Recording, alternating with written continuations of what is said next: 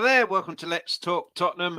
Me riding solo again on a Tottenham versus Chelsea preview. Chelsea struggling, but they are coming to Tottenham, so who knows? Who knows what will happen? On paper, we should be winning, but this is the old adage, Dr Tottenham. I just hope the doctor is not in session on Sunday. Thanks to everybody who's watching. Please hit the like and please hit the subscribe and the notification bell as well before you do anything. Really, really helps the channel. Really do appreciate it. A couple of people in the chats already. Ian, how you doing? And Ben, how you doing? And Jamie, who's beaten me to the first points there. A couple of bad things to talk about first before we talk about the football. And yeah, how you doing, Jamie? Rest in peace, Motti. I'm sure you all saw the news that legendary John Motson has passed away. I'm sure not just me, but for a huge amount of people, he was the voice of football. Certainly growing up, there was Barry Davies, but he did a few games, but generally it was all John Motson. I grew up watching Match of the Day as well. And yeah. Hi, Ben, says Ian, and afternoon, Chris. Hope you're well, says Mark. All of these people always in the chats, really good, really helpful. Jamie is on Spurs Eurasian TV, so check that out with Eugene as well, and Ben on Tottenham on tour, so check that out as well with the two Brians. But yeah, John Motson. I grew up watching Match of the Day. He was the one always commentating on there. So for me, literally every week I'd watch football with John Motson commentating.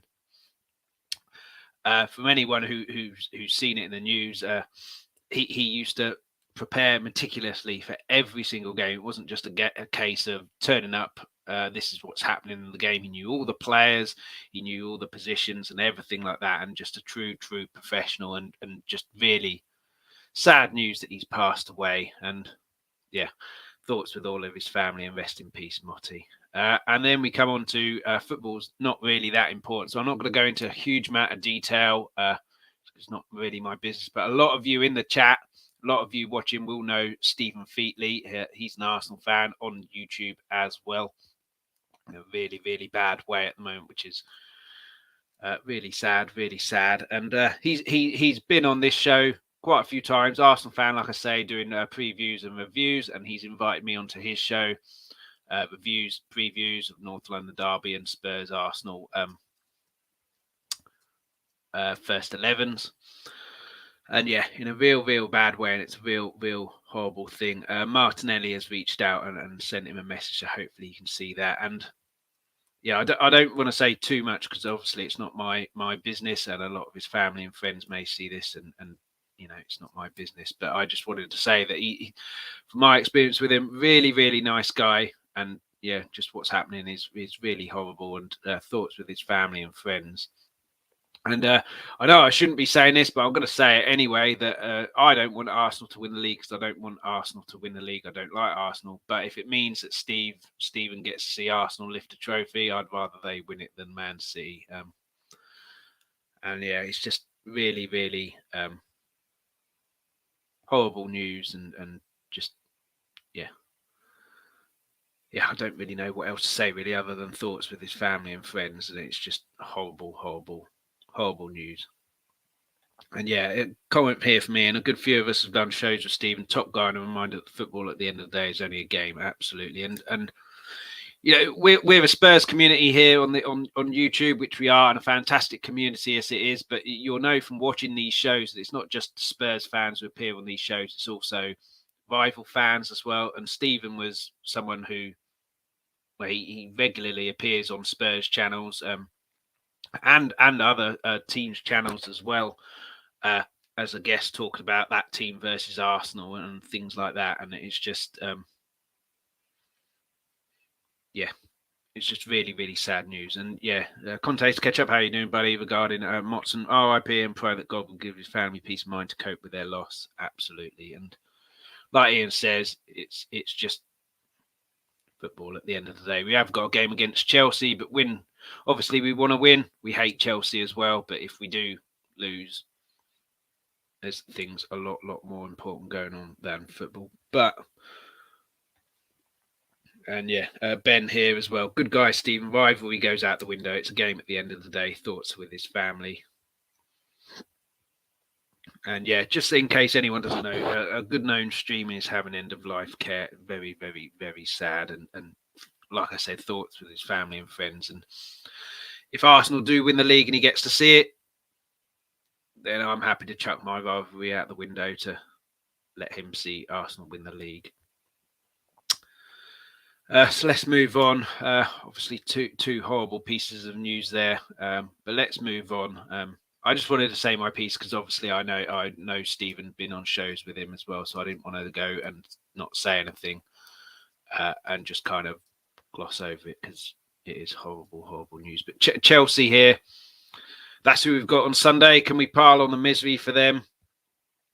Conte's catch up. His name is Stephen Featley, so he does a lot for charity as well. Go and check his channel out, S Featley TV. There'll be links on there to donate to the good causes that he is part of. So yeah, go check that out, S Featley TV. But yeah, Chelsea spent God knows how many millions with their new owner, with Graham Potter, scored 1 goal in about 4 games. But they are coming to Dr Tottenham, and let's just hope not. And yeah, as Ian says there, Conte's catch up. Stephen Featley is his name. Yeah. But yeah, make sure you check his channel out. And yeah, there'll be plenty of streams, I'm sure.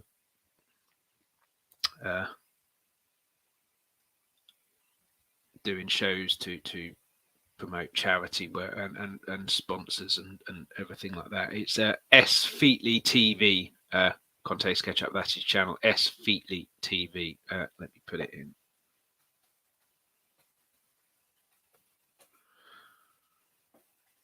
There you go. S Featley TV. That's his YouTube channel.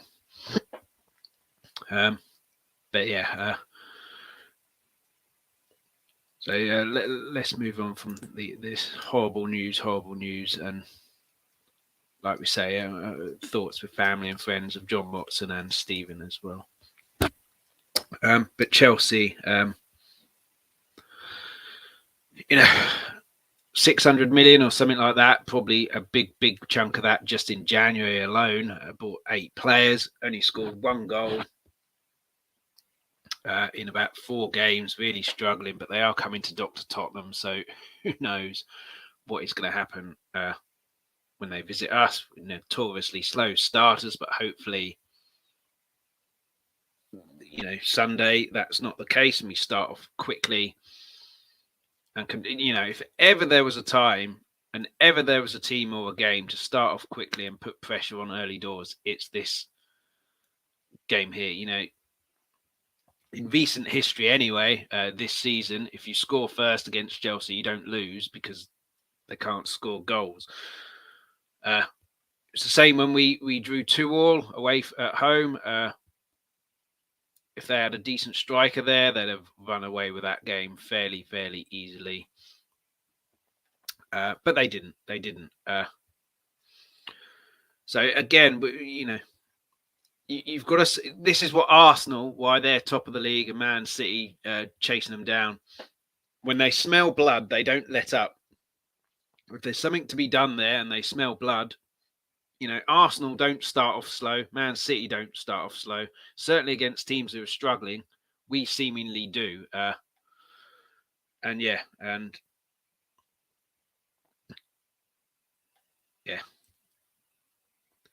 no problem. And yeah, it's some more comments coming in. Yeah, so this is Stephen.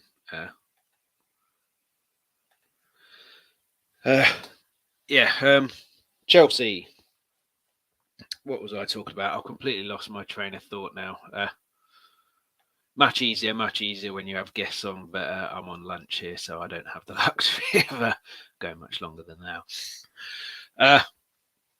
yeah, if ever there was a time to really go and attack a team, it's here. That's what Arsenal do. That's what Man City do. That's what Liverpool were doing season before this season and seasons before. Manchester United in their heyday.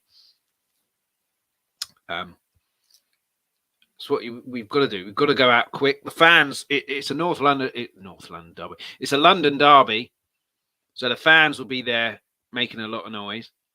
The players have got to keep that noise coming and do their part as well. And yeah, that's what we've got to do. We've got to go out quickly, put pressure on them early doors. The best case scenario, if you're a team like Chelsea who are struggling, is you go away to a team that should be an intense game, and you get let off the hook fairly early on for the first 20, 30 minutes because the team aren't attacking you. The last thing you want is to be under pressure right from the off when you're struggling, conceding goals and not being able to score goals.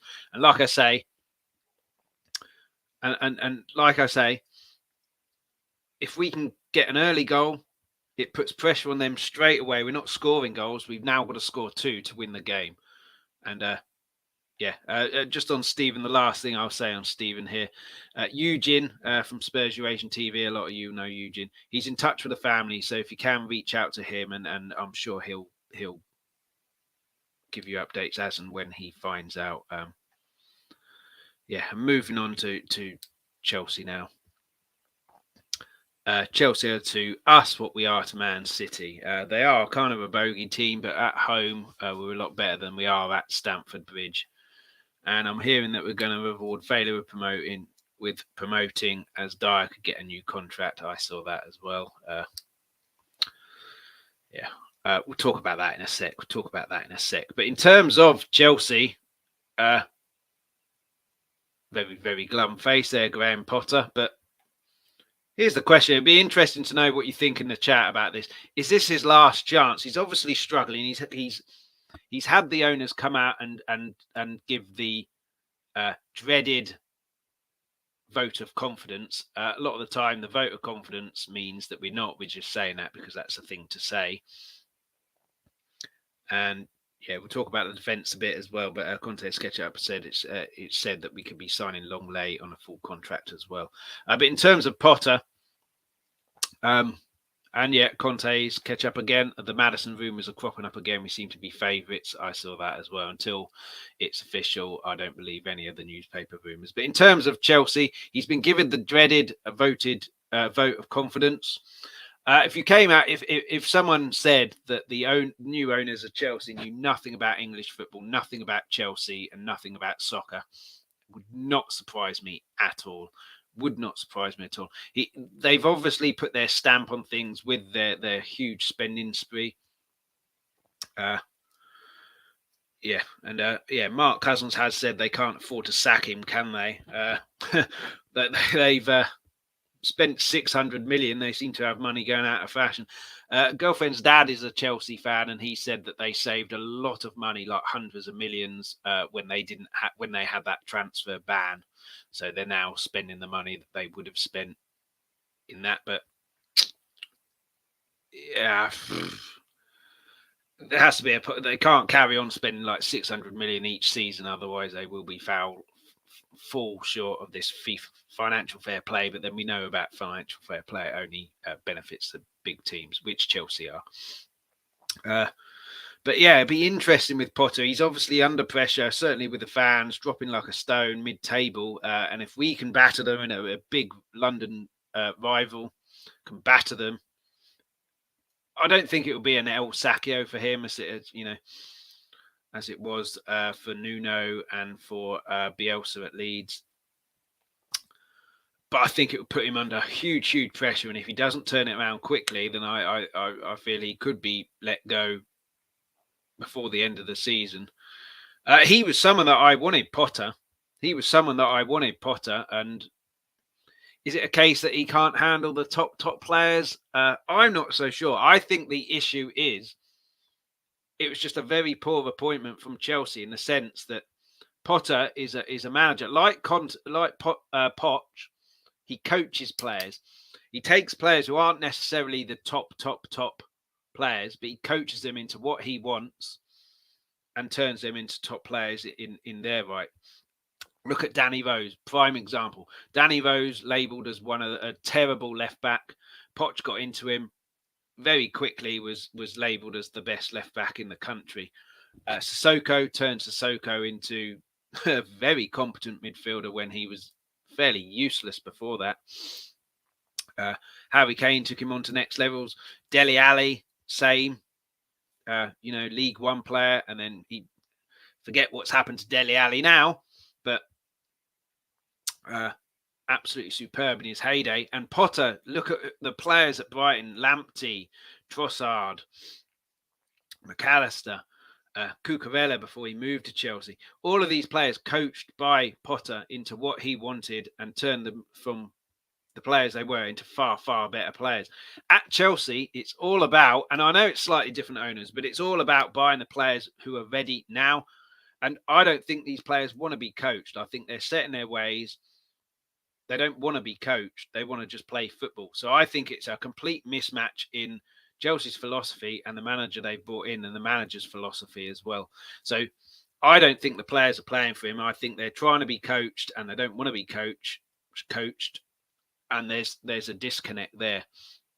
But let's get into some comments. Conte's catch-up, 4 here from him. So regarding Maddison, 150 games for Leicester and a whopping 91 goal and assist contributions. I mean, that is amazing. That is amazing. And if we could get something like that, that would transform us. I don't blame Potter. Havertz is awful, as is Mount. They don't have a proper striker. Careful what you say, Conte's catch-up. Those words can sometimes bite you in the arse. Saying a player's awful, they play against us. Everything is rushed with Chelsea's new team. They need balance, and sadly, Sterling and Havertz just can't find the net. It's a striker issue, so they don't have one. They're not scoring much at all, and Aubameyang is just... Tuchel was the only manager who seemingly could get a tune out of him and keep him on the straight and narrow, and now he just seems to be kicking up and, And Ian, I would have bitten your hand off to get Potter. As you say regarding coaching, name a player Conte has improved. I'll wait. You could say Ben Davies. Certainly last season, you could say him. But yeah, other than that, I'm struggling, Ian. I'm struggling. And trying to mesh all those players together is tough. I'd give him a year and start fresh in the summer to coach his style of play. Yeah, the issue with that, though, Conte's catch-up, is unless, in my opinion anyway, unless they change their philosophy and get players in, to be coached, which the fans don't want. They've had so much success with Roman of just buying the ready-made players and putting them in the team. They don't want to be coached, so it's a completely different style of play. If Potter was there when Lampard was there, when they had their transfer embargo, where they were forced to coach players because they were from the youth, he'd be unbelievable by now. But he wasn't. They're there where they can... what am I trying to say? He's there where they're allowed to buy whoever they want, and they got seemingly an unlimited pot of money. And a good point from Ian here. Potter's Brighton didn't score nearly often enough. That is the case. Yeah, that's very true. Certainly before last season, I remember they hit the bar or post 3 times against Man United and ended up losing the game, even though they're all over them. So maybe it is something with his play, but I'd have taken him at Tottenham. But yeah, it'd be interesting what happens if we do batter them. What will happen? What will happen with him? Will they stick with him? Is the vote of confidence genuine, or is it the dreaded vote of confidence that no one wants? It'd be very interesting. But then if they do win, it could be the turning point and a complete role reversal, and then they could go on a run. And Conte's catch up, not playing styles, part of a play. Which to me just is. I'm not sure who appointed him. Was it Roman who appointed him, or was it the new owner who appointed him? If it's a new owner, and then they're going out and buying all of these players, it says to me that the new owner has no idea about football or what he's getting, and just If it was Roman, he obviously had a plan. Then obviously, what happened? Conte's catch up. I do think Chelsea was too high a jump for him. Tottenham should have been his next move. It's his level. Very interesting to think, isn't it? Difficult to say if it's too high a jump for him. If they were playing his style of play, would he still be in this predicament? I'm not sure. But at this moment in time, it does look like he's gone from a big fish in a small pond to a much bigger pond and is struggling. But in terms of Tottenham, which one of these two plays? Richarlison or Son? Obviously, Kane, Kulu are going to be mainstays up there. Or would you drop Kulu? He's been struggling a little bit as well for form. Would you stop him? Drop him, sorry.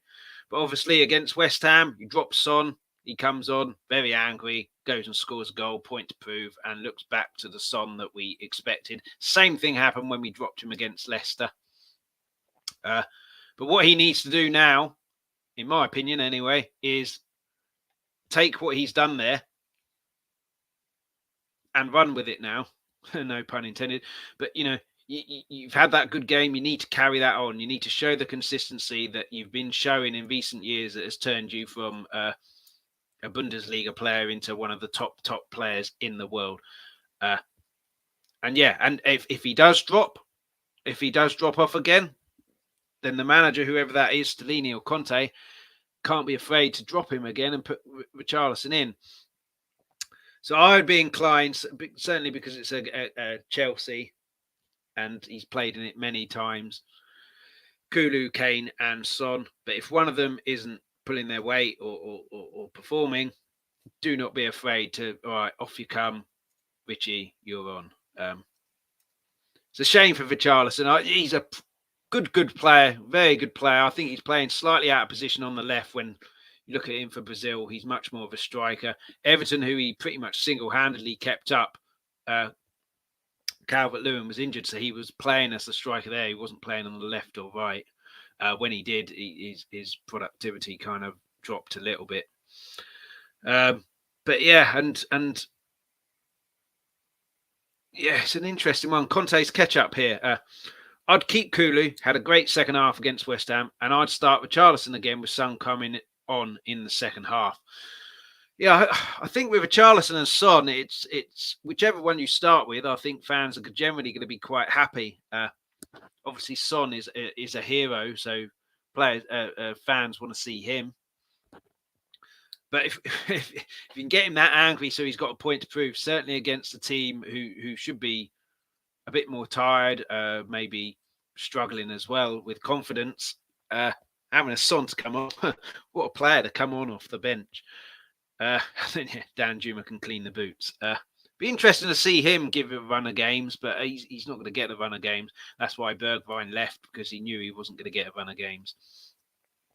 But yeah, for me, Conte's catch-up says start with Richarlison, Son on the bench. For me, it would be the other way around. But like I say, I think if you start with Richarlison or start with Son, I don't think it makes a huge amount of difference. Richarlison obviously played really, really well in his cameo when he came on in the earlier fixture at Stamford Bridge. But I would guess that Stellini will stick with Son because he made an instant impact in that West Ham game. But if he, Kulu, or even Kane, are struggling or not performing, don't be afraid. You've got Richarlison on the bench. And then who'd you start with at right back? Obviously, this guy here.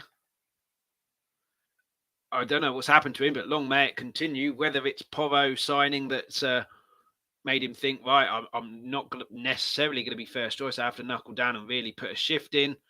Or if something's just clicked, if it's the fact that he's having a baby or just had a baby, judging by the celebration against West Ham has matured him. I'm not sure, but yeah, I mean, I asked the question here, Emerson or Porro. For me, it's a no-brainer. It has to be Emerson.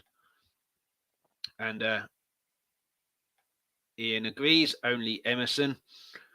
And Conte's catch up, Skip and Højbjerg in the middle, two in the midfield, I guess. Yeah, we'll come to that in a second. But Emerson and Porro, I don't know what's happened to Emerson, but like I say, long may it continue.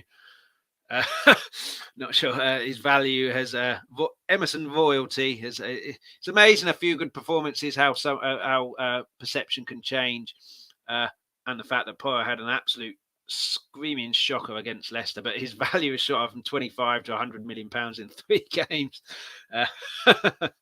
Yeah. Davies left wing back, maybe. I would imagine it will be Perisic, but he was on the bench against West Ham, so you could be right there, Conte's catch-up. And Ian, imagine if we played a 4-2-3-1.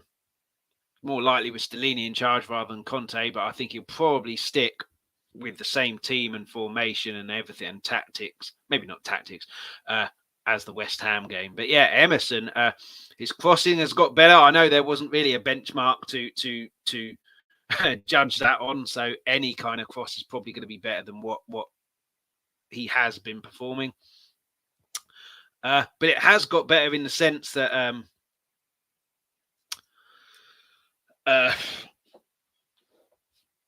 Leicester,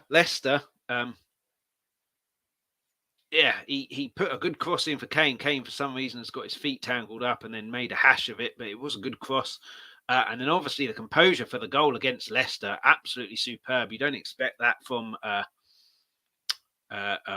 wing back, absolutely superb. And Whitterbird in the chat, how you doing? Good afternoon to you too. I know she knows Stephen Featley as well. Mentioned him at the start. Obviously very sad news, but thanks for watching. Manchester United fan as well. How are you feeling about the cup final? You must be fairly confident, being that Rashford is form of his life. Newcastle without a goalkeeper. Ian here, Son, Kane, Delhi as the front three. Sorry, as the three and Vichy up front. That would be very interesting. That would be his 4-2-3-1 formation. And he's also said Skip and Højbjerg in the middle. It would be brave and would be very interesting to do that. I'm not sure that will happen, though. Conte's catch up. I love Emerson. At least he wants to succeed here and doesn't come off like he's only here for the money. Absolutely. And he spent an absolute fortune. Absolute fortune on trying to be better. And he looks like he enjoys his football. So he is one who's trying to be successful here. And you can only applaud that. You get so many players now who aren't performing. Look at Delhi, for example, and seemingly don't care. Whereas Emerson wants to succeed. And you can only applaud that. Regardless if you like the guy or don't like the guy or think he's rubbish or anything like that, you can only applaud his endeavour to try and be better, to try and force his way in. And yeah, I'm delighted he's playing better now, because I think we do have a player there. He just very young, changed position, changed country. And I think there's possibly something to say that, you know, the having the baby has changed him, or having a baby has changed him and matured him. And you never know, but yeah, long may it continue. Long may it continue. Whitterbird, regarding the final, fairly confident, and as long as his Instagram isn't true, as he had something in his story. I'm not sure what that is. Is that Rashford or is that Ten Hag? I'm not sure on that one. Regarding the 4-3-2-3-1, sorry, it won't happen, but I bet that is what Poch would do. We'll be able to find out next season, Ian, when Poch is back in charge. Can I ask, does Conte manage Son well to you? He's clearly a player that has to feel the confidence. Very interesting one. It's a very interesting one, and Rashford is what Whitterbird was talking about. I'm not sure what's happened in his Instagram story, but he's in my fantasy football team, so let's hope it's not anything too bad. Obviously, he's not playing today. But in terms of Son, yeah, it's a very interesting one. Something's clearly not right there with Son, or I mean, it could just be it's a really, really elongated, bad run of form. It happens with strikers. You look at Rashford, for example, who's absolutely on fire at the moment. But then I would have thought the manager that was there didn't play to his strengths, whereas Ten Hag does. And the fact that Rashford was having to do two jobs and do politicians' jobs as well. But yeah, something's not right with Son this year. I'm not sure what it is. There's a huge training regime that Conte did where players were thrown up in pre-season. So maybe he's burnt out because of that. He constantly plays. He played most of the World Cup. He's pretty much played for us, travelled to Careers games, and then travelled back the same week or the same day or whatever, and then played as well. So maybe it is just a burnout. He is getting a bit older as well. His dad makes him train afterwards, if anyone's seen the sensational documentary on him. So yeah, but he looked back to his best against City. So maybe it is a manager thing, because that City game and the West Ham game was all Stellini there. It wasn't Conte. So maybe you do have a point there, that Conte doesn't manage him well, which, yeah.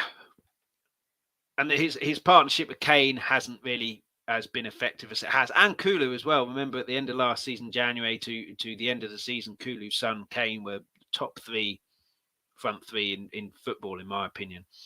Conte's catch-up. Emerson's attitude is A1. He's an example to all players that are struggling. Absolutely, absolutely. And I'm delighted for him and hope it can continue. And you looked at the celebration, everyone went round him. So I think he's a very, very popular guy in the dressing room.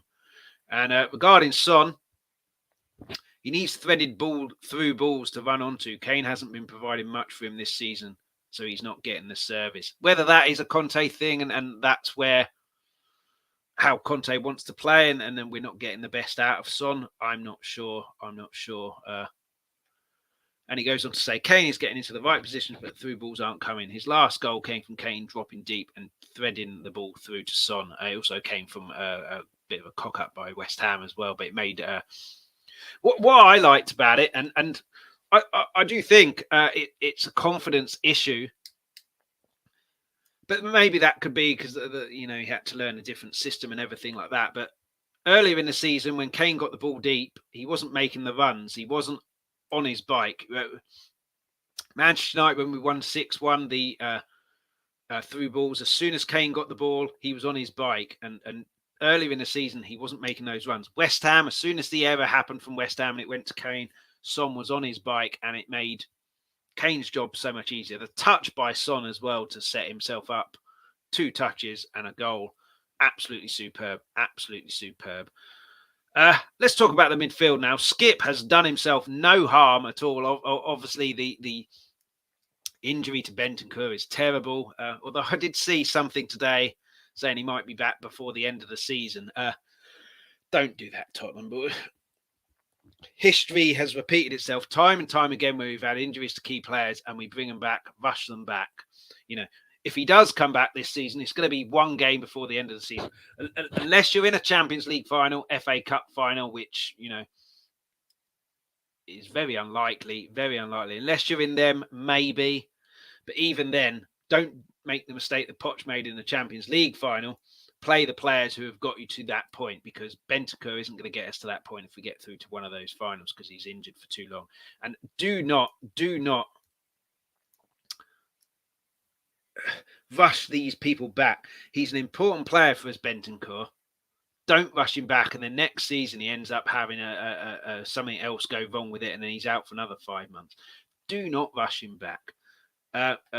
Witterbird, great chat. Thank you for answering my question. Thank you for putting the question in and getting involved in the chat as well. And I love your prediction. 3-1 Tottenham against Chelsea.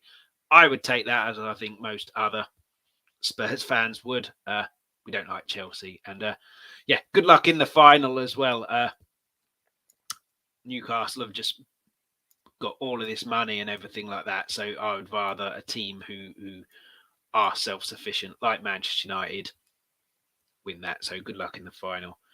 And Conte's catch-up. ACL injuries can be career endings. Absolutely. And if we bring him back too early and it's not fully healed and he's not ready to come back, then he could end up having another one. And don't do that. Don't do that. And in terms of that injuries like that are obviously horrible, but it does then present an opportunity to a player who's not in the team sheet or the first 11 to stake his claim for that first 11. And Skip has done himself no harm at all. I know AC Milan are struggling, but going to the San Siro isn't an easy feat. Not at all. Certainly if you're kind of not match fit, which he can't possibly be, because he's hardly played any games after a big injury himself last year. But he more than held his own, along with Sarr as well, who I think we've got a real talent there, Sarr, and we need to manage him. But yeah, Højbjerg is a warrior. You want Højbjerg in your team, certainly in a battle, which London Derby should be a battle, should be a bit of a fight, and you want him there. But yeah, Skipper's done himself no harm, was very good against West Ham. Ignore the first half, which was fairly boring, but certainly the second half, very good. So he deserves his place for the Chelsea game. See what he can do. You remember, this is the guy who first Premiership game was against the previous champions, had a torrid first 5, 10, 15 minutes where he could have given away about 3 penalties. But then was absolutely superb in that game. And just the injuries of, if the injury hadn't have happened, I think he would have gone on the plane to Qatar with the England squad. Whether he'd have started is another thing, but he'd have definitely been in the squad. So it's a kind of chance for him to re-establish himself in that Tottenham midfield. Yes, and it's obviously come at the expense of Bentancur and Bissouma with bad injuries, but these things happen in football.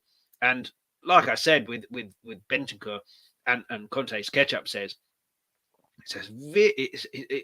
it's a serious injury.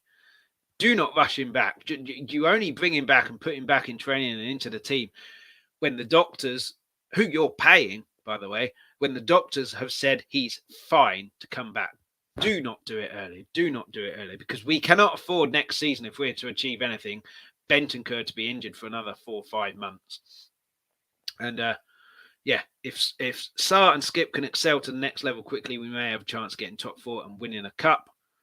The ACL injuries to Zaniolo is the reason we didn't sign from Roma in January. And Højbjerg saved us against Chelsea last time when they battered us. He absolutely did. And yeah,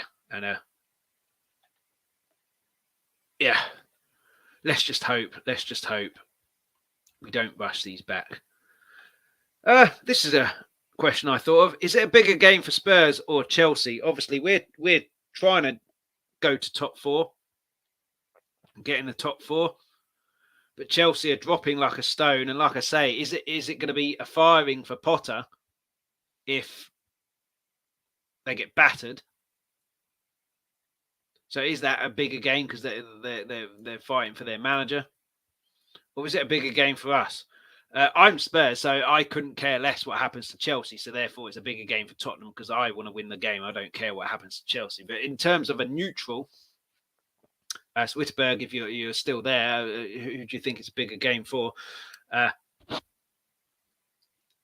For me, I would say it's a bigger game for us because we have top 4 to fight for. Whereas Chelsea, yeah, they could go on a run if they win that and go on a run and get back in the top 4 race. But the likelihood is they're a bit too short now. Top 3, Arsenal, City, United are set. So it's one from how many teams are going to fight for. Newcastle and us are definitely in that fight. Brighton, they're above Chelsea. Liverpool, starting to win games again. So I think for Chelsea, it's I think it's probably a bigger game for Tottenham, like I said, because we've got stuff to fight for and top 4 to fight for. But it could be considered a bigger game for Chelsea, being the fact that they could very easily lose their manager there if they do get battered. Whether they will, I'm not sure. Conte's Ketchup. Chelsea fans think we are going to hammer them. Yeah, Spurs fans probably think we're going to Dr Tottenham it up and let them off the hook. And yeah, in terms of Potter, he's lost the majority of the fan base already. He's walking on borrowed time. I have to say I agree with that. They're so used to having the managers like a Mourinho or Conte get me the players who are ready. They get in my team, they learn the system, and then they run with it.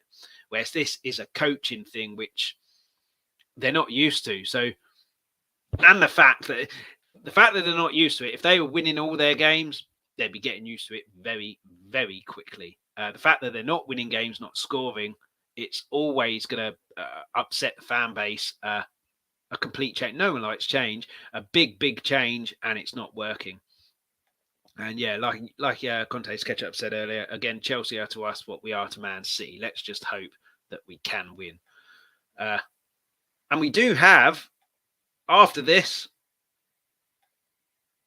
a little game against Sheffield United in the FA Cup. 5th round, winners go through to the quarterfinals. Huge game, that. Absolutely huge game.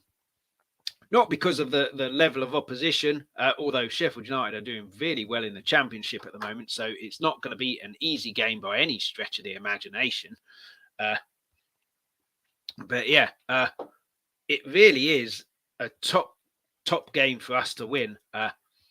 On paper, we should be winning that. You know, we're near the top of the Premiership. They're near the top of the Championship. But it's the FA Cup. If you do not turn up and focus and give the correct respect to the opposition, you will lose. You will lose. It's as simple as that. That's how giant killings happen. Preston, for me, I thought it was a complete potential banana skin. But we turned up with a correct attitude there, professional attitude. And in the end, it was a very, very comfortable 3-0 win. I didn't think we were really out of second or third gear there. But it was all about the attitude. If we'd have turned up thinking, we've won this game already, it would have been a very, very different game. And certainly if Preston had have then scored a goal and gone 1-0 up, it would have been an extremely different game and difficult game.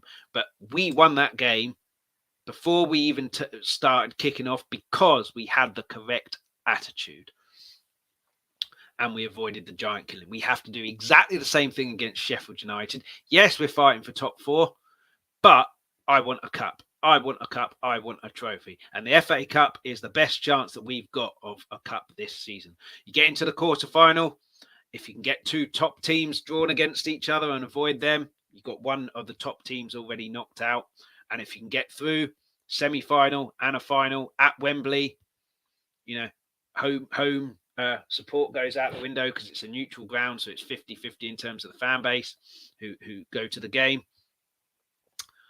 Very interesting, very interesting. But yeah, that's later on. In terms of Dyer being given a new contract,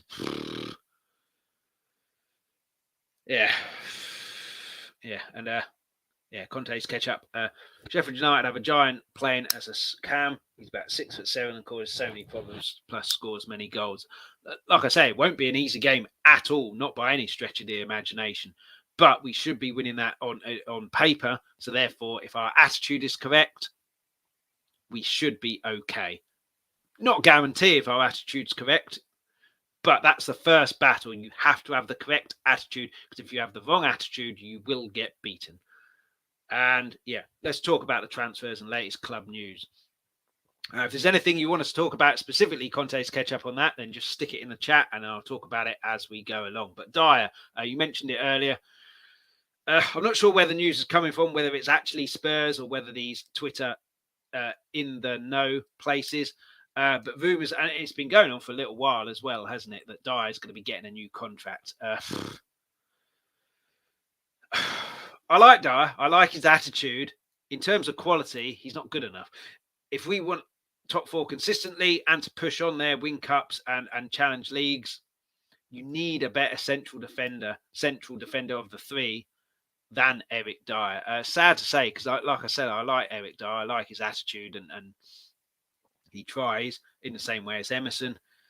He's just not good enough. He's just not good enough. If we were happy with getting top 6 every season, you know, qualifying for the Europa League, Conference League, absolutely. Keep him in there. Get him a new contract. That's done. Enoch might be happy with just scraping into Champions League each season, but the majority of Spurs fans want trophies and they want to progress. And for that, Eric Dyer just is not good enough, unfortunately. Apart from Romero, neither's Longley. So yeah, in terms of him being offered a full contract, Bobby K in the chat, how you doing? I just dropped in to drop a like, back to work. Really appreciate that, Bobby K. And make sure you check out 3 Spurs Boys as well. That's Bobby's channel. Make sure you check out that.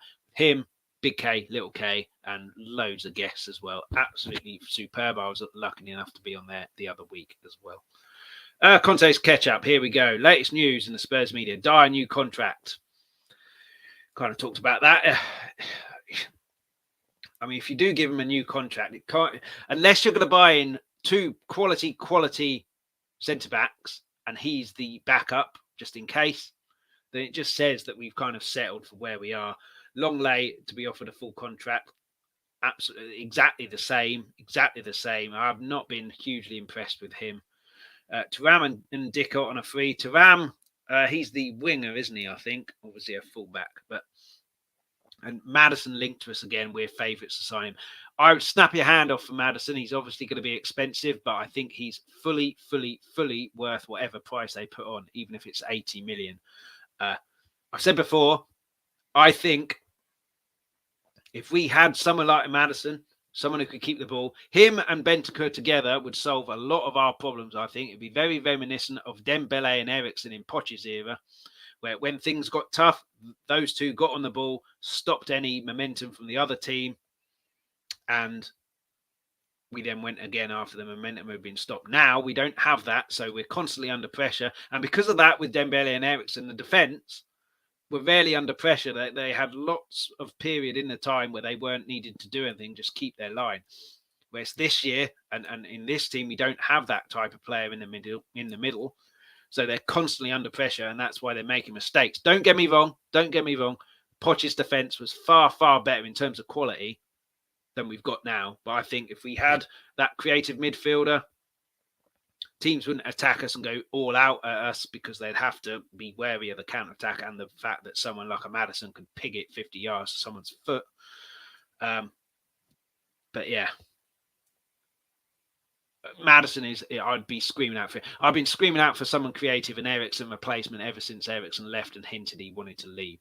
But yeah, Thuram and Ndicka, I'm not sure about those. Certainly Ndicka, I've not heard of him. Thuram, I've heard of. If they're on a free and they fit the system that we're playing, all for it. But then comes, Thuram is a 6'3" tall right wing forward. But then if we do sign him, what does that mean for Danjuma unless Son, Kulu, Richarlison are leaving, or Kane and he's leaving, and then Richarlison goes up top. But the other thing with these signings, and he goes on to say, new Turkish goalkeeper verbal agreement. I did see that, and I can't remember the name of the goalkeeper.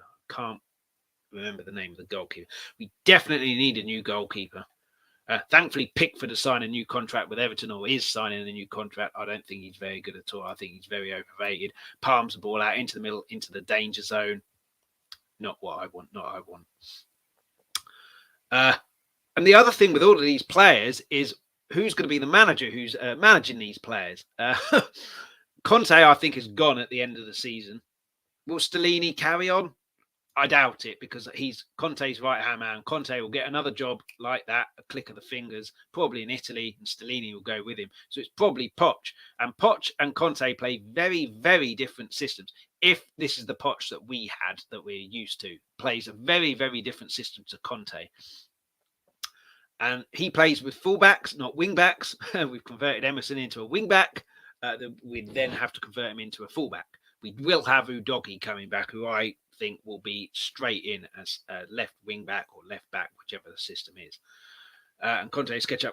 Poch won't sign unless we get a Maddison type, because he knows his style won't work without Maddison or Everton type. Do you think Alfie Devine would be the answer there, Conte's SketchUp? I think he'll look into the youth. Alfie Devine is a top prospect. I know Brian Daigle raves, lyrical about him.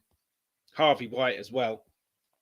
I think one of those would come in, and then if we can get a Maddison as well, then we've got two of them. Hincapié has signed a new contract for Leverkusen, which means his value has not shot up.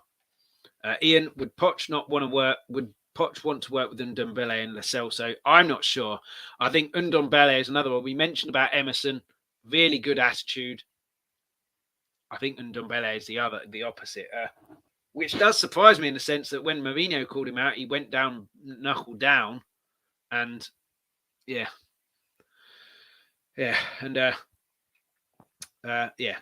replies to Ian here. Ndombele has problems with all his previous managers, so I don't think Poch will work with him. Ian goes on to say, but Poch signed him. Personally, I think it's one of the worst pieces of business we've ever done. Yeah, I'm not sure Poch actually wanted him, or it's a type of player. He was linked to pretty much every big European team in the world, and I think we possibly signed him just so that other teams didn't get him. Conte's SketchUp. I think the plan is going to be sign about 4 or 5 smart free signings. If they're free, or if they're £100 million a pop, doesn't bother me. what bothers me is that they fit the system and the manager wants them. If the manager wants them, 100 million a pop is a bit too much, but 50 million a pop or 80 million a pop. If the manager wants them, go out and get them if you've got the money. If they're free and the manager wants them, go out and get them. You've got the money and they're free. And Ndombele, just a bad egg, unable for the next level. I think there's a lack of work ethic there. And Alfie Devine's not next level, but you can sure learn from Maddison. I agree with that. There is an element to say, how do you know if someone's good enough without giving them a go? But you can't pin all your hopes, creative midfielder, on Alfie Devine, who's 18. You need someone else there. So, I would be all for that. Maddison and Devine as our creative players next season. And like you say, imagine what you can learn from Maddison in training and just being around him. What I know for sure is that we're not going to spend a lot of money in the summer, and that we will rely on clever, smart, free and loan signings. That's very possibly. We do have to pay for Kulu. We have to pay for Porro as well. But let's just hope that doesn't come out of the transfer budget and it's not another smokescreen, one of these things. Chelsea, how will the game pan out? So this is the last kind of point. And get your predictions in the, we've already had 3-1 Spurs. Get your predictions in the chat as well. What do you think the result will be? How do you think the game will pan out? For me, I'd love to say that we will attack them from the off and go all out, really quick, out like a train, put them under pressure. I just don't think it's in our makeup. There's more likelihood of that happening with Stellini there rather than Conte. But even against West Ham, we were very slow. I think he came out and said after the game that it was all deliberate, just trying to feel them out and get them tired and then kill them off in the second half. I'd like to see, us kill a team in the first half, 60 minutes, game's done. Then you can rest your Kane. Then you can get Richarlison on, try and get him his goal. And then you can take it a bit easier and then rest people for this massive, massive game. Regardless if it's championship, make no mistake, Sheffield United is a massive, massive, massive game if we can get to the quarterfinals, and then you never know. Invest people for that. The last thing you want is the people like Kane, Sons, Højbjergs, all the players like that having to play a full-on, real tough game against Chelsea for the full 90 minutes. And then 3 days later, you got a real tough game, big game against Sheffield United. So that's what I'd like to see. I don't think that will happen, though. And Ian, I'll take 1-0 now. Thank you. I'll take any kind of win. Absolutely. I'd just like to see us go out quickly. I don't think that will happen, though. I think it will be a slow, methodical first half and then turn it on in the second half. But we need the first goal, I think. If Chelsea get the first goal, they can sit and defend. And they've got something to defend, and it could be the turning of the tide for them. If we get the first goal, put them under all sorts of pressure, they'll be thinking, oh, God, not again. And then hopefully we can kill them off. Like I say, get a couple of goals, rest a couple of key players for this huge game against Sheffield United. That's what I hope. In terms of prediction, won't do a scoreline, but I think we'll win. I don't think we'll keep a clean sheet. So the 3-1, probably not far off the mark. But it could be anything. It depends on which Tottenham turn up. Where we heard that before. Oh, yes. Every single Spurs stream when they're previewing a game. Which Spurs team turn up will determine how the game pans out. But if we can attack them and go quick, I think we'll have no problems. If we keep them in the game and let them stay in the game, we could have problems. If we let them take the lead, I think we will have problems. That's pretty much reached the end for this preview. Thank you so much for watching. All the comments as well, and all the nice comments as well regarding Stephen Featley as well. Really appreciate that, and hopefully people who are watching appreciate that too. Like I say, all the thoughts with him and his family and friends. In terms of a couple more comments coming in, Chelsea are super fit. Wing backs are back playing, and they'll be more than likely to overrun us in midfield. We could spend a good portion of the game defending. Harry Kane to score 2 on the break, and we do a Desmond 2-2, 2-2 draw. I mean, we wouldn't lose, but I don't think a draw helps us really. I think we need to win. certainly with Newcastle being in the cup, if we can end up extending that lead over them, I know they've got games in hand, but you'd rather have the points on the board than be catching up with games in hand because they're guaranteed. But if you have the points, you're guaranteed to have those points. And cheers to you, Ben, as well. Thanks for the comments and thanks for watching. And Conte's catch up. Have a good one too, buddy. And let's enjoy the game on Sunday. Thanks to everybody for watching, all the comments. Please hit the like and the subscribe and also the notification bell. You don't have to remember when I'm going live because it will notify you on YouTube. But just in case you don't, it's 12:30 p.m. UK time on Fridays and 7:30 p.m. UK time on Mondays. Next Monday, or this coming Monday, will be a review of the Chelsea game. Hopefully have a few people on as well to talk about it, and hopefully it'll be a nice, entertaining and cheerful episode like the West Ham one was because we won. But yeah, let's just hope we can win. It doesn't matter how.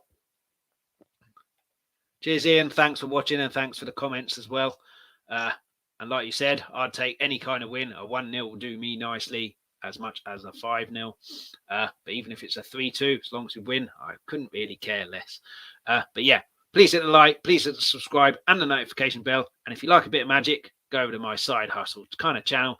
Just a bit of fun. Chris's Magic on YouTube, 7:30 p.m. UK time on Wednesday. That's when the trick drops. It's not live, but yeah, you can watch all the tricks previously. There's 30 now. And I'll be back on Monday, hopefully with a few guests and hopefully celebrating another win against Chelsea and solidifying our top 4 hopes and pushing their top 4 even further down and get a good platform, hopefully rest a few key players for this huge game against Sheffield United. So until then, enjoy the weekend, everybody, and come on, you Spurs. Thanks so much for watching. For everybody who joined in the live chat and added comments, before you go, please leave a like and hit the subscribe button if you haven't already. Also, please hit that notification bell. That'll give you a notification every time we're about to go live, and it's all completely free. For those who missed the live show, you can catch this whenever you want on Let's Talk Tottenham's YouTube channel.